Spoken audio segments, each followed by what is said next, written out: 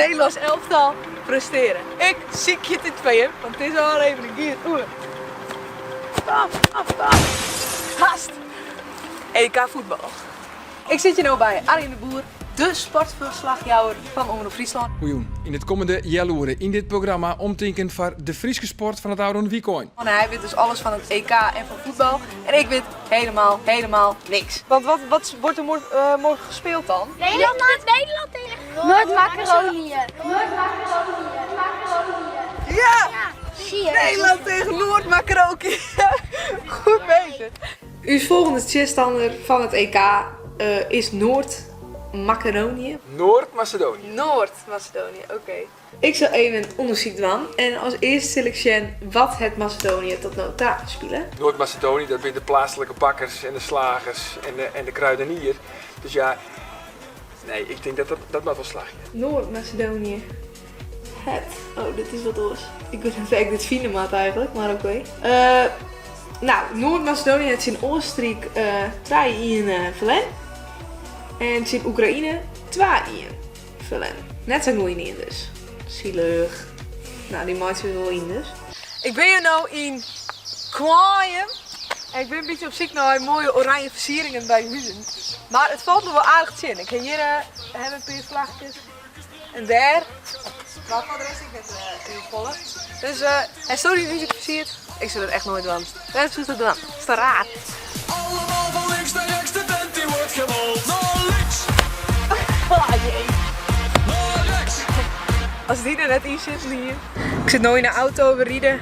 En ik ben nog steeds op zoek naar oranje versiering. En het enige wat ik zien kom is... Nou ja, erg karig. Dus Nederland is nog net heel erg versierd. Nou, moment dus. Het is Noord-Macedonië. Ik weet echt helemaal niks. Ik heb nog nooit het EK zien. Ik volg het net, ik zeg het net, het boeit me net. Maar ik ga het wel proberen te voorspellen. En nou, als Tono... Nee, kijk dat Vregi. Om die voorspelling? Of is dat, weet ik dan ook gelijk te volgen? Als het om mij vraagt is wat ik denk Ja, dat het wordt. wat ik sto. Ja, natuurlijk mag je het vragen, want ik weet het ook net, hè. Ja, maar dan kan je wat betere schatting maken als ik. 2-0. Ja, 2-0. 2-0. Ja, ik denk dat ze het wel winnen ongeveer met 2-1, 2-0 of zo. Dit. Prachtig oranje. Wat een vreugde, wat een kleur. Gerry Lauwert in de wielenpollen hebben de versiering. Nice. Nou, we hebben het oranje hebben voet.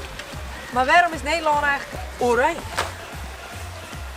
Nou Guyske, dat zit die 1C, hè? Waarom is de nationale kleur van Nederland nou oranje? Mag ik het eerst even lezen? Wacht, zet het maar stap. Ik mag het eerst even lezen, want... Oranje is de kleur van Nederland omdat onze vader des vaderlands, Willem van Oranje-Nassau, die naam kreeg toen zijn neef. Hier worden René van Chalon uit Frankrijk, die heerste over het gebied Orange in het zuiden van Frankrijk en die joeg dat om Willem, dus toen was het Willem van Orange. Maar Orange is ik wel oranje, dus toen was het Willem van Oranje-Nassau. Willem dus. Dit is trouwens een bal. Ja, een voetbal. Een voetbal, zie je, er wist er wel wat. Dat wist ik. Maar Nederland wint. En die wint met 3-0. Treinen.